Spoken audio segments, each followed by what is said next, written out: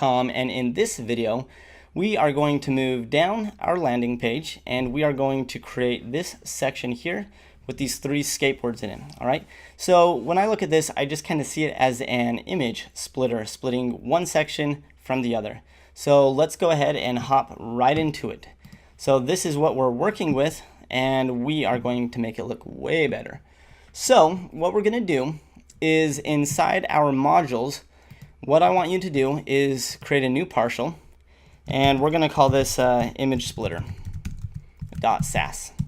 All right, and this is going to be a very simple module here, and let's go ahead and include it in our directory here. And this is image splitter.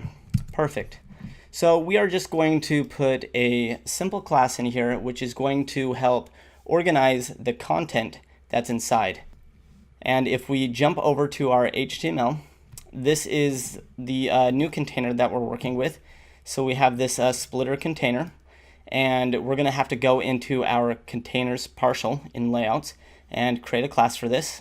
We've already got a class for our container, and so what we really need to do is simply work with the image list and then the image item. Alright, so let's go ahead and just knock out this image list while we just created this module. So inside here, simply grab the class, okay? And then what we're going to do, this is going to be a little bit interesting, but I promise you I have played around with this, and this is what's really going to help us organize the content in here. So we want 0 margin from the top, we want negative 20 pixels from the right and left, and then negative 40 pixels from the bottom. And then below this, we just want to make sure that we set the padding to 0. Alright, so this little image list container, we just want to make sure that the padding's 0, and then we're using these margins to help position things inside of it. Alright, so we have that saved, and we're going to come up to our container and create the container. I think it was the splitter container. So splitter container.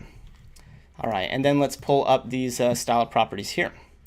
So what we're going to put inside of here is we're going to give this a padding of 40 pixels from the top, 0 on the right and left. I guess 40 pixels top and bottom, 0 right and left.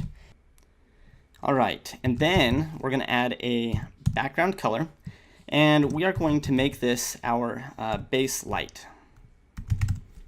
Alright, cool. And then one more thing, we're going to take these images and we need to put them in the center of this container, and we can do this by adding a text align center. Cool, so let's check this out now.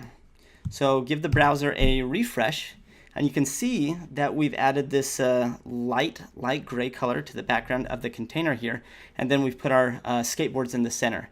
So the last thing that we need to do is we need to take each one of these images and give it some space. So let's dive over into our text editor, and we're going to do this with images, okay, in our image partial. And we're just going to grab the image class that is on that element. So it's going to be image item.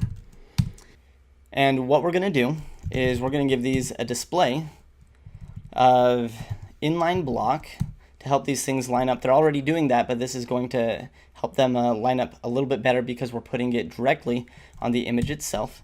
And then we're going to give this a margin of 0, 30 pixels, and 40 pixels. So we're saying that we don't need any margin on the top. We're going to give it a margin of 30 on the left and right and 40 at the bottom. All right, and then the last thing we're going to do is give this a vertical align of center, of middle. And that'll help these elements line up within the wrapper that we've put these in. So let's make sure that everything has compiled, and it has. And then let's toggle back over here and give it a refresh.